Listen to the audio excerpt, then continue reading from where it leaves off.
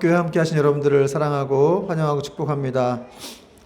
우리 옆 사람과 인사하겠습니다. 환영합니다. 반갑습니다.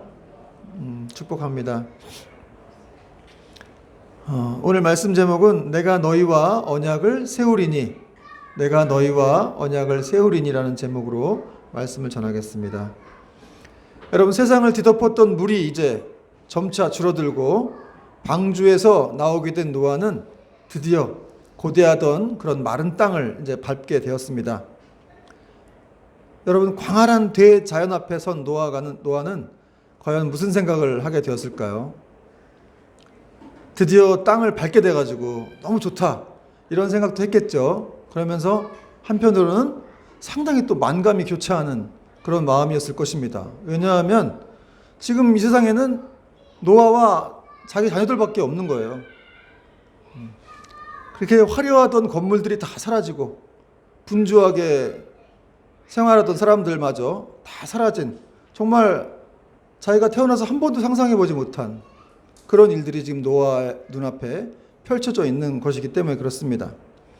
그런 숨막히던 적막감 속에서 노아가 할 수 있었던 것은 무엇이었습니까? 그는 하나님께 은혜를 구하며 예배를 드렸다는 것이죠. 지난주 그래서 8장 마지막 부분에 노아가 예배를 드렸다라는 내용으로 마쳤습니다. 그리고 이제 그렇게 예배를 드렸더니 하나님이 노아에게 나타나셔서 이제 복을 주신다라는 내용으로 이 9장 내용이 시작되고 있습니다. 1절 말씀 보니까 하나님이 노아와 그 아들들에게 복을 주시며 그들에게 이르시되 생육하고 번성하여 땅에 충만하라. 여러분, 하나님은 복을 주시는 분이십니다. 여러분, 복 주시는 분이세요. 노아와 가족들에게, 또 새로운 시조가 된 그들에게 하나님이 복 주시고, 여러분, 사실 우리가 지금 이렇게 살아가는 것도 이게 뭐 기복주의를 추구하는 게 아니라 그냥 숨 쉬고 살고 직장 다니고 또 좋은 집을 얻게 되고 이런 것들이 다 복이란 거죠. 하나님은 그런 복들을 우리에게 이렇게 허락해 주신다는 겁니다. 여기 하나님이 복을 줬다 그랬는데 이 하나님이란 단어는 원어로 엘로힘이라 그래요. 여러분, 엘로힘 많이 들어봤죠? 전능하신 하나님이라는 뜻입니다. 8장에서 홍수를 통해서 세상을 멸망시킬 때도 쓰였던 이 엘로힘이라는 단어가 그때 쓰였는데 전능하신 하나님이 그렇게 하셨다는 거죠. 근데 오늘 9장에서도 또 전능하신 하나님이 그렇게 홍수로 멸된 세상을 다시 한번 이렇게 통치하시고 다스려서서 축복을 주시겠다, 그런 능력이 충분하신 분이 바로 이 하나님이다 라는 것을 이제 말씀하는 내용으로 이렇게 전능하신 하나님이라는 표현이 쓰였습니다. 그리고 이 하나님께서 노아와 그 아들들에게 각각 복을 주셨다. 원래 노아에게만 말씀하셨는데 이제 홍수가 끝나고 난 다음에는 그 아들들에게도 각각 복을 주신 거예요. 왜냐하면 그 아들들을 통해서도 이제 생명이 계속 이어가는 그런 복이 함께 허락되어야 되기 때문에 그렇습니다. 근데 그 아들들에게 각각 복을 주셨는데 그 복의 내용을 보니까 어떤 복이었어요? 생육하고 번성하여 땅에 충만하라. 이게 바로 복이었습니다. 이건 복이자 여러분 하나님 말씀이죠. 이 말씀이 복인 거예요.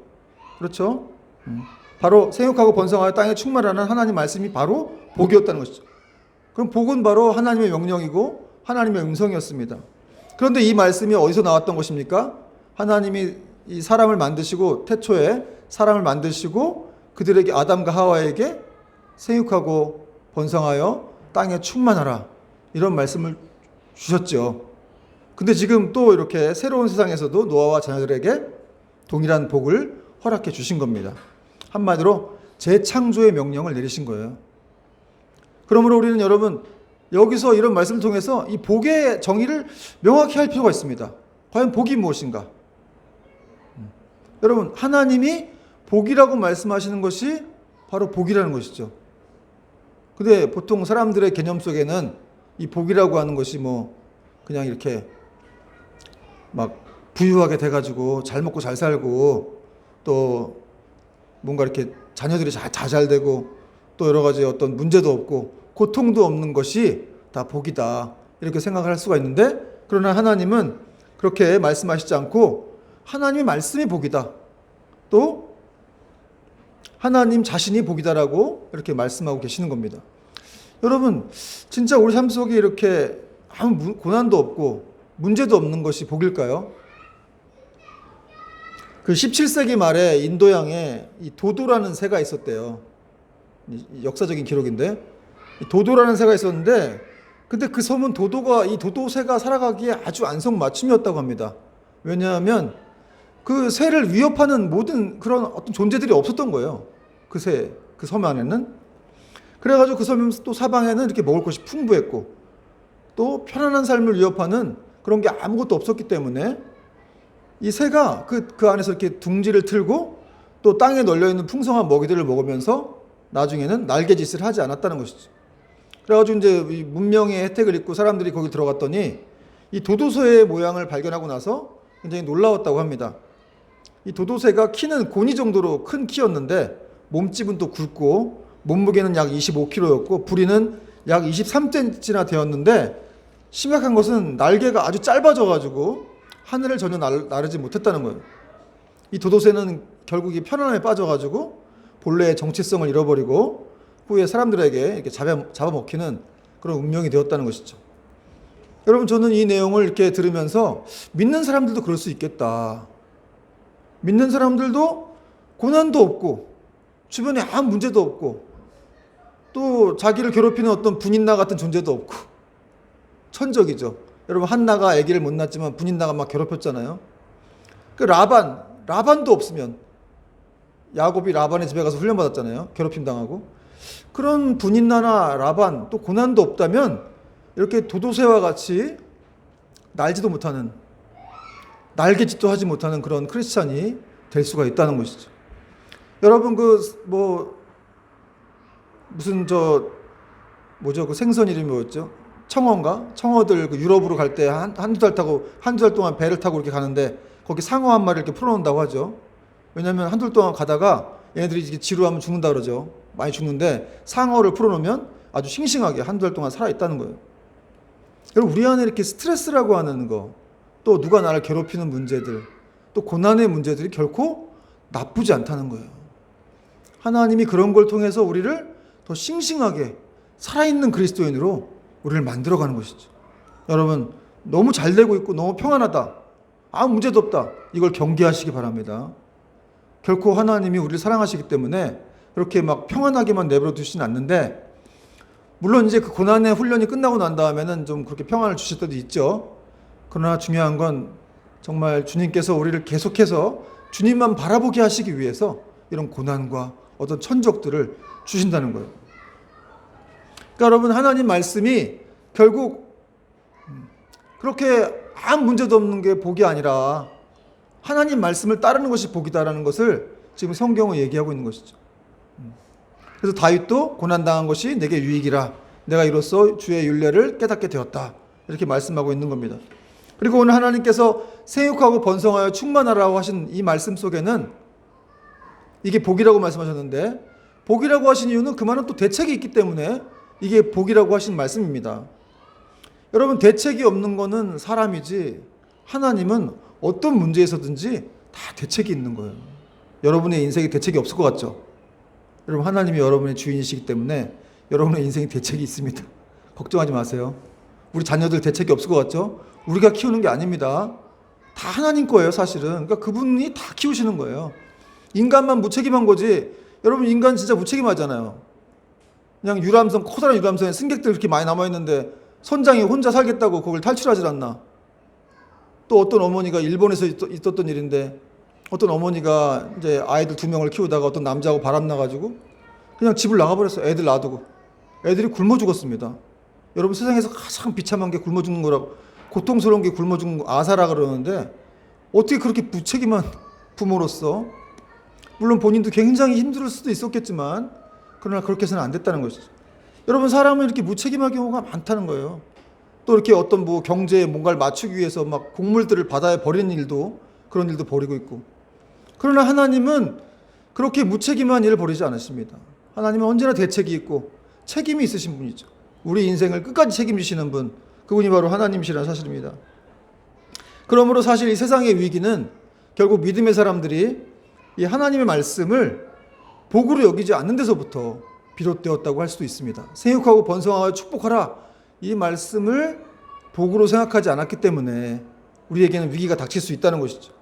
여러분, 요즘 얼마나 많은 사람들이 뭐 믿지 않는 사람이건 믿는 사람이건 결혼도 안 하려고 하고 또 자녀도 안 낳으려고 하고 대신에 개를 키우고, 여러분 제가 예전에 한번 말씀드린 적이 있지만 저도 들은 얘기인데, 어떤 목사님이 신방 갔다가 거기서 이제 그분이 자기 아들이 아프다면서 데리고 오겠다고 안수 좀 해달라고 그래서 그 아들 데리고 왔는데 개를 데리고 왔다고 그래서 놀란 적이 있었습니다. 개를 데리고 와서 안수해달라는 거예요. 우리 아들 좀 아프니까 안수해서 꼭 천국 가게 해달라. 여러분, 개는 천국에 못 가요. 영혼이 없기 때문에 천국에 못 가는데 그렇게 생각하시는 분들이 있더라고요. 개를 사랑해야 되지만 그냥 개는 이 땅에 살면서 우리를 즐겁게 해주는 그런 동물일 뿐이죠. 거기 너무 그렇게 빠지면 안 된다는 거예요. 제가 예전에 개를 한번 키운 적이 있어요, 젊을 때. 근데 저도 그 개에 빠져가지고 너무 개가 집에만 오면 개랑 놀고 막 그렇게 되더라고요.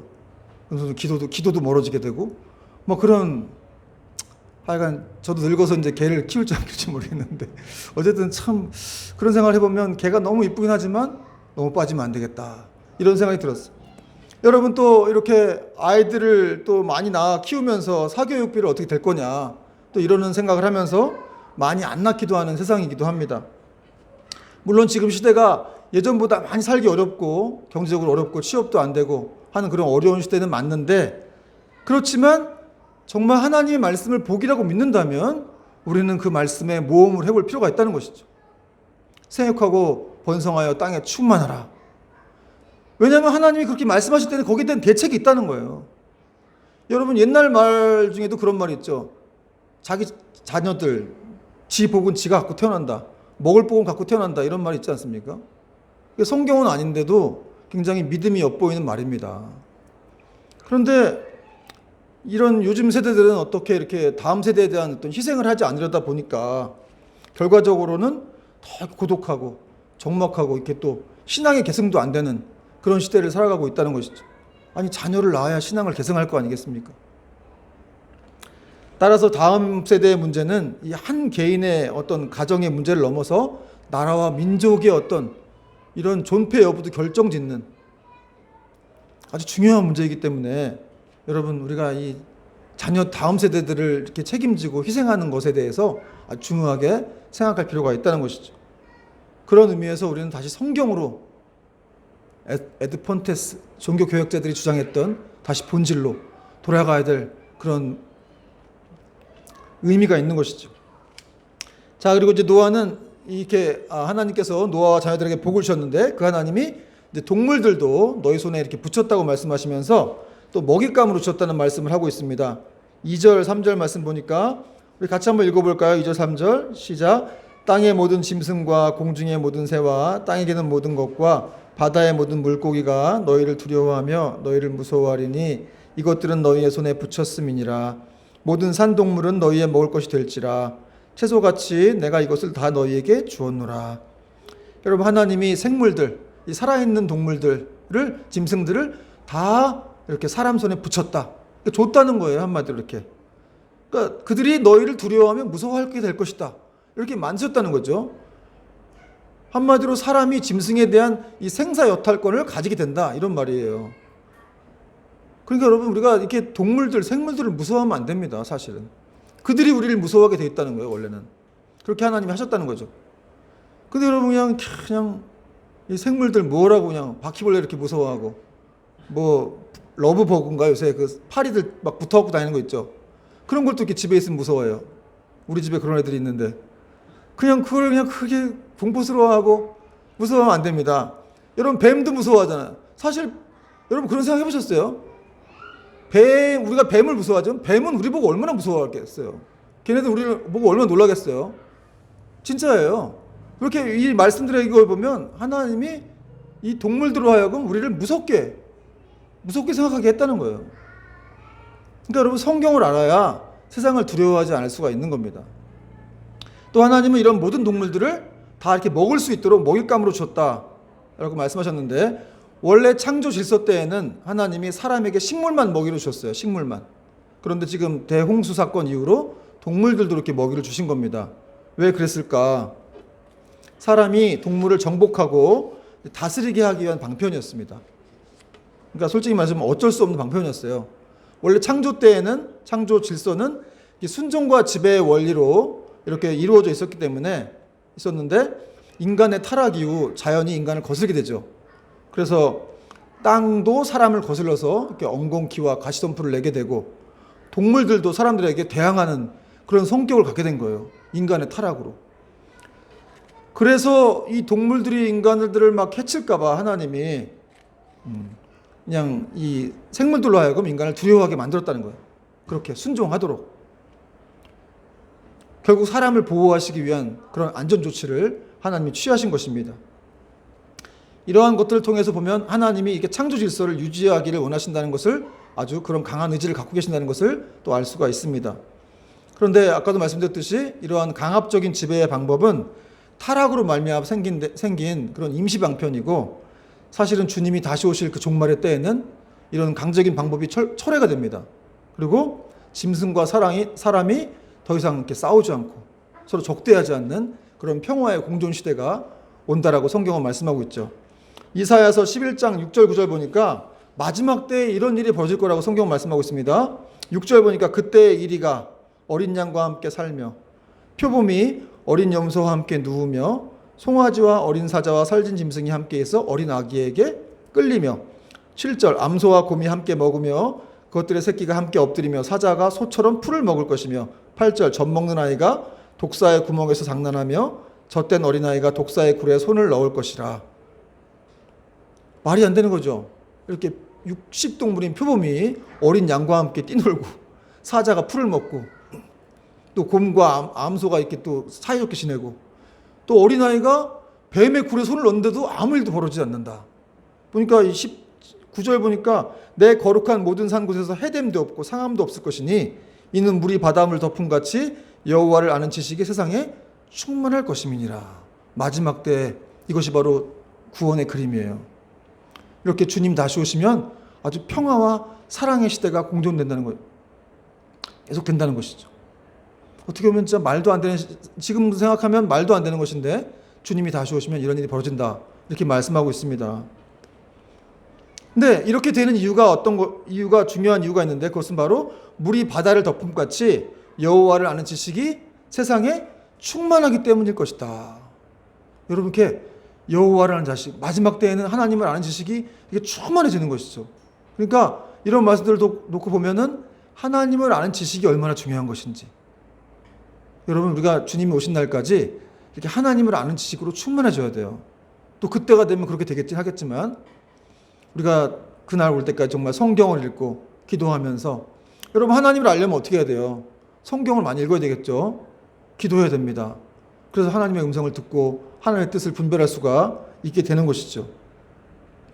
그렇게 하나님을 안다고 하는 것이 이렇게 중요한 것인데, 그러면 하나님을 안다고 하는 것, 이 구원받았다고 하는 것의 의미는 무엇인가? 오늘 이사야 말씀이 보여주고 있듯이 바로 서로 해하지 않고 사랑하는 것이다. 여러분, 하나님을 안다고 하는 것, 구원받았다고 하는 의미는 바로 서로 사랑하는 거예요. 그게 지금 이사야 말씀처럼 마지막 때는 이렇게 서로 사랑한다고 되어 있잖아요. 짐승이 서로 사랑하고 서로 적대하던 이 악육강식의 세상에서 바뀌어가지고 이들이 서로 해하지 않고 공격하지 않는다. 여러분, 그러므로 우리도 하나님을 안다고 하는 것은 바로 이렇게 진정으로 성령으로 거듭나서 사람들을 사랑하고 그들을 정말 이렇게 해하지 않는 것이 정말 주님의 귀한 뜻임을 알 수가 있습니다. 그리고 그런 사람들만이 또 두려워하지 않고 평안할 수가 있다는 것이죠. 사실 여러분, 이것이 근데 참된 교회의 모습이라는 거예요. 서로 사랑하고 해하지 않고 두려워하지 않고 평안하다는 것, 이것이 바로 교회의 모습입니다. 그리고 오늘 4절 보니까 또 원래 사람은 채식으로 충분했는데 이제 대홍수 이후에 육식을 하게 된다고 말씀하고 있습니다. 여러분, 육식을 하게 된다는 것은 무슨 뜻입니까? 짐승이 피를 흘려야 된다는 것이죠. 그래서 하나님께서 육식하는 걸 허락하셨지만 피와 함께 먹는 것은 금지하셨다, 이런 말씀이 4절에 나오고 있습니다. 그러나 고기를 그 생명되는 피째 먹지 말 것이니라. 여러분, 하나님이 피를 먹지 못하게 하신 이유가 왜 그럴까요? 육체의 생명이 피에 있기 때문에 그렇습니다. 여러분, 그래서 피가 다 빠져나가면 인간이 죽는 거예요. 짐승도 죽는 거죠. 피가 너무 중요합니다. 여러분, 하나님이 이 짐승을 먹잇감으로 주셨지만 그러나 이 짐승에 대한 어떤 존엄성을 잊지 않게 하신 거예요.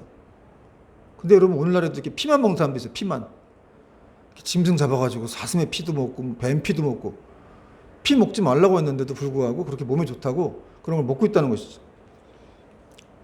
또 이렇게 짐승의 피에 이어서 또 사람의 피에 대한 메시지도 나오고 있는데 5절 6절 보니까 같이 한번 읽어볼게요. 시작. 5절 내가 반드시 너희의 피 곧 너희의 생명의 피를 찾으리니 짐승이면 그 짐승에게서 사람이나 사람의 형제면 그에게서 그의 생명을 찾으리라. 6절 다른 사람의 피를 흘리면 그 사람의 피도 흘릴 것이니 이는 하나님이 자기 형상대로 사람을 지으셨음이니라. 여러분 만약 사람이 다른 사람의 피를 흘리게 하면 하나님은 그 피의 대가를 반드시 그 사람에게 묻겠다 이렇게 말씀하십니다. 피가 곧 생명이기 때문에 그렇다는 것이죠. 이것은 사람의 생명을 함부로 하지 말라는 하나님의 특별한 명령이라는 거예요. 특히 사람에 대해서는 하나님이 형제라는 표현을 쓰셨어요. 여러분 형제는 친족을 의미하죠. 그러니까 사실은 사람은 한 조상 아담에게서 나왔어요. 그렇죠? 우리 조상은 아담이에요. 그렇기 때문에 우리는 다 엄밀히 따지면 한 형제들이라고 할 수 있습니다. 그리고 사람을 살인하지 말아야 되는 이유에 대해서 하나님이 자기 형상대로 사람을 지으셨기 때문에 살인하지 말라 이런 말씀을 또 하셨습니다. 여러분 아무리 타락한 존재라고 할지라도 그 속에는 하나님의 형상의 잔재가 남아있는 것이죠. 그래서 그 사람을 이렇게 의도적으로 죽인다든지 할 때는 하나님을 향한 이 굉장한 반역행위라는 거예요. 이 살인이라고 하는 것은. 여러분 근데 성경은 형제를 미워하는 자마다 그도 살인한 자다 이렇게 말씀하고 있죠. 그래서 누군가를 잠깐 시기하고 미워할 수 있지만 계속해서 미워하는 마음을 품으면 안 된다는 거예요. 우리가 안 미워할 수는 없잖아요. 저도 미운 사람이 있었어요. 있는데 진짜 정말 짜증날 정도로 밉고 그랬는데 어쨌든 계속 미워하면 안 되겠더라고 목사가. 미워하면 되겠어요. 근데 여러분 어쨌든 끝까지 미워하면 안 돼요. 그래서 계속 미워하면 거기에 마귀가 틈을 탄다는 거죠. 분노도 끝까지 분노하면 안 됩니다. 분노할 수 있죠. 그러나 하루를 넘지 말라는 거예요. 왜냐하면 그 속에 마귀가 틈타기 때문에. 여러분 하나님이 이렇게 사람을 소중하게 생각한다는 거예요. 그들을 미워하지 말라. 왜냐하면 그들은 나의 형상이다. 아무리 타락한 존재라도 죄를 지었다 할지라도 그 죄는 미워할지라도 사람은 미워하지 말라 이렇게 말씀하고 계십니다. 근데 여러분 이렇게 역사상 이 인류가 얼마나 많은 전쟁을 통해서 또 모함하고 이런 일을 통해서 수많은 피를 흘렸습니까? 그렇죠? 우리나라도 뭐 외세의 침략을 엄청나게 받은 나라인데 야 정말 뭐 5천 역사 동안 얼마나 많은 이런 피를 흘렸겠습니까? 그러니까 이게 다 죄악의 어떤 잘못된 씨앗들이라는 것이죠. 그래서 여러분 인간이 그 피값을 이렇게 도저히 치를 수 없는 지경에 이르게 되자 하나님께서 자기 아들을 보내셔서 그 보배로운 피를 흘려주셨던 것입니다.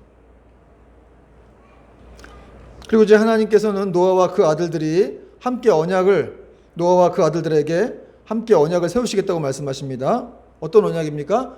다시는 홍수로 세상을 멸하지 않겠다라는 그런 약속입니다. 8절부터 11절 보니까 하나님이 노아와 그와 함께 한 아들들에게 말씀하여 이르시되 내가 내 언약을 너희와 너희 후손과 10절 너희와 함께한 모든 생물 곧 너희와 함께한 새와 가축과 땅의 모든 생물에게 세우리니 방주에서 나온 모든 것 곧 땅의 모든 짐승에게니라. 11절 내가 너희와 언약을 세우리니 또 세우리니 하셨죠. 다시는 모든 생물을 홍수로 멸하지 아니할 것이라. 땅을 멸할 홍수가 다시 있지 아니하리라. 여러분 은혜로운 명령이 내려지고 있습니다. 언약의 대상이 먼저는 노아와 가족들이지만 그들뿐만 아니라 지금 누구까지 언약을 다 이렇게 포함시켰다는 거예요? 모든 생물들까지 언약을 다 포함시켜서 이 홍수로 멸하지 않겠다는 거예요. 그들까지. 여러분 이렇게 하나님께서 얼마나 생명체들을 사랑하시는지를 알 수가 있어요. 여러분 하나님이 사람을 가장 사랑하세요. 그러나 그렇다고 해서 동물들을 미워하시는 게 아니에요. 사람을 가장 사랑하고 관심 있어 하는 거지 그렇다고 생물들을 미워하거나 그들을 멸시하는 분이 아니시라는 겁니다. 그걸 지금 말하고 있는 거예요. 여러분 하나님이 또 맺으신 언약은 아주 특별한 언약이었는데 여기서 내 언약이라고 말씀하셨어요. 내 언약. 이 원어로 베리티라고 하는데 이것은 하나님이 일방적으로 맺는 언약을 말씀하세요. 그래서 세우리니 하셨던 거예요. 사실 여러분 인간하고 언약 세우면 인간은 잘 못 지키잖아요. 우리는 연약하기 때문에 못 지킬 때가 많죠. 약속 못 지킬 때 많잖아요. 그러나 하나님이 그걸 아시기 때문에 내가 스스로 내 언약을 너에게 세우겠다는 거예요. 그걸 세워서 내가 혼자 기억하고 혼자 지키겠다. 이렇게 말씀하신 겁니다. 그리고 이제 마지막으로 그 언약의 증표가 무엇인지를 말씀하고 계시는데요. 13절부터 17절에 그 내용이 나오고 있습니다. 13절 보니까 내가 내 무지개를 구름 속에 두었나니 이곳이 나와 세상 사이의 언약의 증거니라. 할렐루야. 내가 구름으로 땅을 덮을 때 무지개가 구름 속에 나타나면 내가 나와 너희와 및 육체를 가진 모든 생물 사이에 내 언약을 기억하리니 다시는 물이 모든 육체를 멸하는 홍수가 되지 아니할지라. 16절 무지개가 구름 사이에 있으리니 내가 보고 나 하나님과 모든 육체를 가진 땅의 모든 생물 사이의 영원한 언약을 기억하리라. 여러분 마치 신랑이 신부에게 어떤 언약의 증표 뭐 반지 같은 걸 이렇게 주듯이 하나님께서는 노아와 가족들에게 또 세상 믿음의 사람들에게 언약의 증표로 무지개를 주셨습니다. 여러분 하나님은 스케일도 다르세요. 그렇죠? 뭐 무지개가 뭐 우리가 잡을 수나 있는 거예요? 우주에 그냥 어떻게 비가 오고 난 다음에 볼 수 있는 무지개를 그냥 그 선물을 큰 선물을 그냥 탁 덜썩 안겨주신 거죠. 여러분 무지개를 주신 이유, 무지개를 보면은 이렇게 의심이 많은 사람이라 할지라도 무지개 볼 때마다 하나님이 우리를 사랑하시고 절대 멸하지 않으시겠다는 약속이구나 이런 걸 알게 하신 거죠. 무지개가 언제 나타나는 거예요? 이렇게 구름이 막 몰려올 때, 비가 오려고 할 때나 또 비가 다 갠 후에 무지개 나타나죠. 그때 무지개를 볼 때마다 사실 노아와 그 가족들은 비가 올 때마다 굉장히 트라우마가 있었겠죠. 뭐야 이거 또 홍수로 세상이 또 끝나는 거 아니야? 이런 생각을 했을 수도 있습니다. 그러나 무지개를 보면서 하나님이 우리를 사랑하시는구나, 우리와 함께 하시는구나 하는 것들을 알게 되었다는 것이죠. 여러분 또 이 무지개는 하나님 스스로에게 언약을 기억하게 해주는, 언약을 일깨워주는 역할도 했는데요. 왜냐하면 하나님께서 이 무지개를 볼 때마다 내가 이것을 너희를 멸하지 않는다는 것을, 자신의 언약을 이렇게 기억하신다라고 말씀하셨기 때문에 그렇습니다. 여러분 하나님이 사실 무지개가 없이도 다 이렇게 뭐 언약을 지키시는 분이시지만, 그러나 무지개를 보여주심으로써 왜 보여주시겠어요? 인간을 위한 것이죠. 인간이 연약하기 때문에 인간은 뭘 봐야 되잖아요 항상. 그러니까 무지개를 보여주신 거예요. 여러분 보지 않고 믿는 자들은 더 복된 줄 믿습니다. 여러분 도마가 내가 예수님 구멍난 그 옆구리에 손가락 넣어보지 않으면 내가 안 믿겠다 그랬죠. 예수님 부활하셔서 나타나셨을 때도 예수님이 이제 일주일 후에 나타나셔가지고 도마야 일로 와봐라. 네가 내 옆구리에 구멍난 옆구리에 손을 넣어봐라. 내 손바닥 구멍난 곳에 손바닥을 넣어보고 믿음 없는 자가 되지 말고 믿는 자가 되라. 여러분 우리 주님은 믿는 자가 되라고 말씀하시는 거예요. 보지 않고 믿는 자가 더 복되다. 하나님은 안 보이셔서 우리가 믿는 게 제일 어렵거든요 사실. 하나님이 안 보여. 그러나 여러분 사랑이 안 보이지만, 정신이 안 보이지만, 은혜가 안 보이지만 없는 거예요? 믿음이 안 보이지만 없는 거예요? 있습니다. 분명히 존재합니다. 우리 사이에 신뢰도 안 보이지만 존재하죠. 하나님과 우리 사이의 믿음도 안 보이지만 존재합니다. 그러나 하나님은 연약한 인간들을 위해서 그 무지개를 통해서 이렇게 보여주시고, 자신도 무지개를 볼 때마다 자신의 언약을 기억하셨다는 거예요. 그리고 이 무지개 언약은 아주 영원한 것입니다. 16절 보니까 무지개가 구름 사이에 있으리니 내가 보고 나 하나님과 모든 육체를 가진 땅의 모든 생물 사이 영원한 언약을 기억하리라. 여러분 하나님의 약속은 영원합니다. 하나님의 사랑은 영원한 거예요. 그분이 영원하신 분이기 때문에 뭐 째째하게 임시적으로 잠깐 줬다가 또 말 안 들으면 철폐해버리고 이러신 분이 아니라는 거예요. 하나님의 사랑은 영원합니다. 하나님은 여러분들을 영원하게 사랑하십니다. 영원토록 사랑하시고, 그러니까 우리가 잠깐 뭐 죄를 졌다든지 순간적으로 뭘 어떻게 했다고 해서 하나님이 우리를 미워하시거나 어떤 계획을 초래하시는 그런 분이 아니라는 거예요. 물론 우리가 죄를 질 때마다 우리 회개를 해야 됩니다. 그러나 그럼에도 불구하고 뻔뻔하게 계속해서 주님 앞으로 나가야 한다는 것이죠. 주님 제가 또 잘못했군요. 죄송합니다. 그러나 저는 주님의 자녀입니다. 저는 자식입니다. 여러분 우리 자녀들이 죄를 범했다고 해서 버릴 수 없죠. 어떤 죄를 저질렀다고 해도 우리가 버릴 수 없습니다. 하나님도 마찬가지인 거예요. 하나님은 더 크신 사랑으로 우리를 이렇게 품고 계시는 것이죠. 여러분 오늘날에도 이렇게 무지개가 존재하죠. 여러분 무지개 뜰 때마다 참 너무 멋있지 않습니까? 너무 아름답고 정말 그 아름다운 선물을 우리에게 주셨다는 거예요. 이 구원의 신비가 그런 것 같아요. 무지개를 볼 때마다 우리의 구원이 저런 것이구나. 너무 아름다워. 빨진 옷, 파란복. 그런 아름다운 신비를 보면서 우리가 어떻게 하나님을 믿게 되었는지, 저는 어떻게 목사가 되어서 이 자리에 서 있는지 정말 신비로운 것 같아요. 너무 아름답고. 여러분 어떤 것보다 여러분의 구원에 대해 찬양하시기 바랍니다. 정말 신비롭고 아름다운 것이에요. 여러분 이렇게 자기 백성들을 사랑하셔서 무지개 언약의 증표까지 보여주신 이 하나님을, 그 사랑을 우리는 확신해야 됩니다. 그 무엇보다도 믿어야 된다는 거죠. 그리고 계속해서 우리는 그 무지개의 예표인 예수 그리스도의 십자가를 붙들고 우리도 계속해서 이 믿음의 순례의 길을 걸어야 할 줄로 믿습니다. 여러분 낙심하고 요즘 얼마나 힘들 때마다 우리가 무지개의 예표인 이 십자가를 바라보면 우리는 힘이 나는 거예요. 우리를 사랑하셔서 그렇게 고통스러운 죽음을 당하시고 여전히 그 성령으로서 우리에게 사랑을 말씀하고 계시는, 확증하고 계시는 그 하나님 볼 때마다 우리는 힘이 나야 되는 것입니다. 그리고 그분은 우리에게 힘을 주시는 분이시죠. 성령으로 함께 하시는 하나님께서 우리와 영원토록 동일하게 동행하시며 우리의 구원을 이끌어 가실 것입니다. 또 이러한 믿음으로 한 주간 승리하는 저와 여러분 되기를 주님의 이름으로 축원합니다. 아멘.